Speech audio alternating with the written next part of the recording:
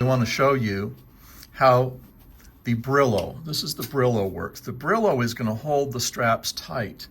You're going to press that on, we'll show you this later, and then you fold the strap over and you press it, and that will secure the strap from loosening. The second thing is if you're using this in a clinic setting, you can take your second Brillo, you can place it over where you've pressed the first one and take any excess strap and secure it this way. That way you don't have strap that's hanging loose. Potential problem or safety issue in the clinic.